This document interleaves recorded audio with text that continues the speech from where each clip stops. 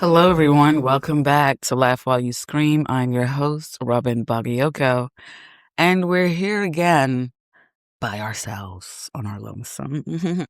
But it's all good. Like I said, I'm holding it down. I'm holding it down. Welcome back. Scott will probably be back next week and maybe do a couple of episodes with the series that he was planning to introduce to you guys.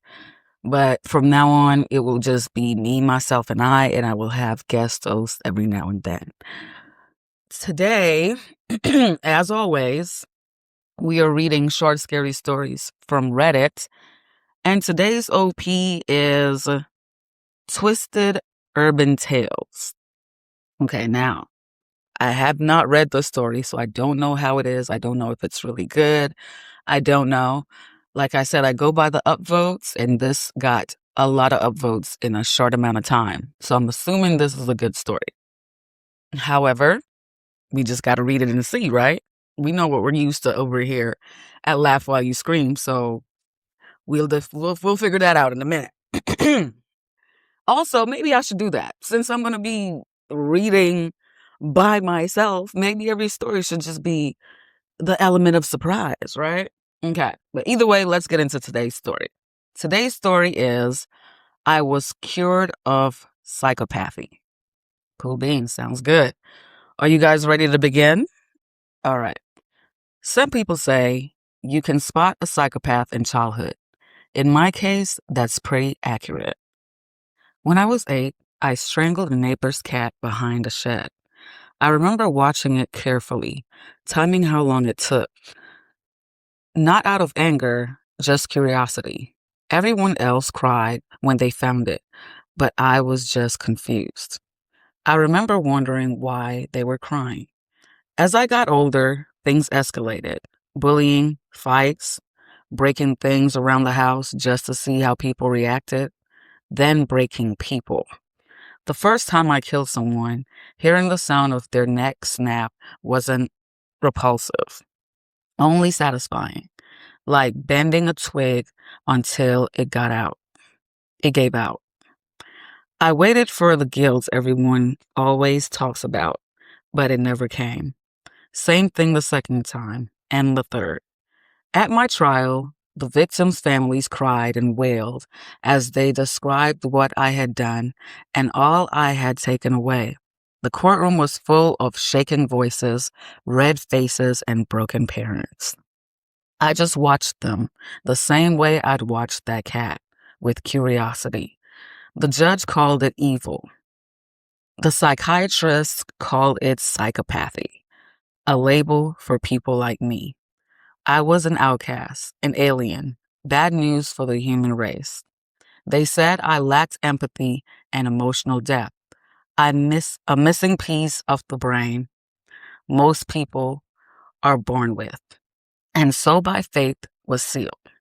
Death row was a quiet place, mostly more boredom and just waiting for the end. But then one day, a group of doctors came to my cell with an offer. An experimental procedure, a neurological treatment designed to restore emotional empathy in psychopaths. 1 in 10 patients respond, the lead doctor explained. If it works, you'll feel things you've never felt before. Like what? Guilt, remorse, empathy. But be warned, it'll hit you hard. And once it does, you won't be able to go back. I agreed immediately, not because I wanted to change, but because death row was just so damn boring. When I woke up, everything felt wrong. It wasn't just the splitting headache. I felt a weight in my chest, a pit in my stomach I can't fully describe. My hands shook even when I sat still. Then the memories came back. First, the cat. It had been decades, but that was the first time its cries truly haunted me. I gasped for air as I remembered what I had done. I felt a tightness in my neck, suffocating me as if I was the poor defenseless creature having the life squeezed out of me. The murders. They looked different now. For the first time, I saw the fear in their eyes, and I felt the despair in their powerlessness. I heard the families crying again in that courtroom, only this time it stung. The regret hit me like a physical blow. Tears poured down my face as I shook uncontrollably, wishing I could rewind time, wishing I could undo what I'd done. I wouldn't wish that feeling on my worst enemy. People think killers are monsters, but we're not. We're broken humans, missing something in our brains. If I'd had these feelings when I was younger, my life would have been completely different. I would have understood why people cry, why loss hurts, why fear matters. I would have spent my time helping people instead of destroying them, protecting people instead of haunting them. Maybe, maybe I could have saved lives instead of taking them. As you can see, the procedures changed everything for me because after I woke up, remorse finally made sense. And once it clicked, it becomes surprisingly easy to get the tone right. So I am really grateful you decided to give me a second chance today. Now, officer, won't you take off these handcuffs? I promise I won't hurt anyone anymore. The end. Mm, um, I don't know. I really would like some opinions on this one. It was a good story. It was a good read, you know what I'm saying? Like, and yes, I've always heard that like killers, serial killers, they're missing something. Most of them happen to have gone through like a traumatic situation in their childhood. They got, hit upside the head some kind of way, or they were sexually assaulted, or whatever the case may be. Most of this stuff that they do to people stem from what happened in their childhood. And also, a lot of times, they had a brain injury, like something happened where something knocked something loose in their head, and they just go on a killing spree. So yeah, makes sense. I'm saying? Psychopaths are missing a little piece of something normal. That makes absolute sense. This story, it was a good read. Like I said, it was a very good read. It was an absolutely good read. And I just want to hear people's opinions. I want to hear how people feel about this one, honestly.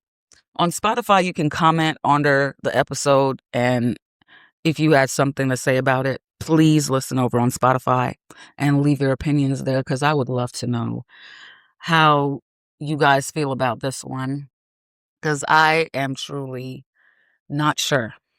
And it got very good ratings. It got 334 upvotes in 9 hours, okay? And that's really, really good. So, yeah, I would love for you guys to just let me know what you think about that one. Please and thank you so, so much. I would greatly appreciate it. But like I said, watch your kids. Watch your kids. Look out for when they're, because look, he was over here killing cats. They said that most of the time, serial killers, when they were younger, they were over here killing animals. They start off killing little things, killing squirrels, cats, puppies, kittens, and they don't feel nothing. They just go on and go to sleep, or they'll hide the body parts. And this is when you need to be like, little Billy ain't right. And we need to look into this, and we need to lock into this. We need to look into this, and we need to lock into this and see what's going on. Because believe me, it only gets worse from there, okay? It does not get better. Figure out what's going on with your goddamn child, okay? Figure out what's going on with your child, because if they're killing animals, they're going to end up killing people, okay? And then it's only up to it's everybody going to be looking at you, especially if they knew that your child was killing animals when they were younger. They're going to be looking at you like, sideways in the courtroom, like, what did you do about it? You just said, oh, he's just being a kid. No. Go figure out what the hell is going on with little Billy before he starts killing off the entire human race, okay? We're trying to live out here.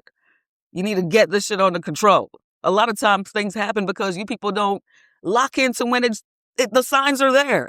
You let things go awry and go crazy. You see the signs and you ignore it. No, lock in. You see that child killing, lock it. Billy, bring your crazy ass over here. Let me figure out what's going on with you. Okay, lock into your damn kids. when you see this stupid shit so that everybody ain't got to die for no reason. Okay, that's my take on it. So thank you guys so much for joining me today. I really, really appreciate it. As always, don't forget to subscribe while you are here, rate 5 stars while you're here, and leave a review while you're here as well. Reviews matter. They matter. Black lives, all of it matter, okay? Reviews on the podcast. It's like Black lives. It matters, okay? So please leave a review. We will greatly, greatly appreciate it. Also, don't forget that you can click the link inside the description for this audio to go on to our social media platforms so you can follow us there. And check out In Time Crime, which is a true crime podcast, if you're a true crime fan, okay? A new episode was posted yesterday and it's pretty great. So go on there and check it out, okay? Also, every Sunday, and there will be bonus episodes every now and then to make up for episodes that were not recorded on days that they should have been, okay? So look out for those as well. Thank you guys so much for joining me today. I really, really, really appreciate you guys. You're the best part of LWIS. And we really appreciate you, okay? We'll see you next time. Have a wonderful, beautiful day, and we'll see you again tomorrow. Bye-bye now.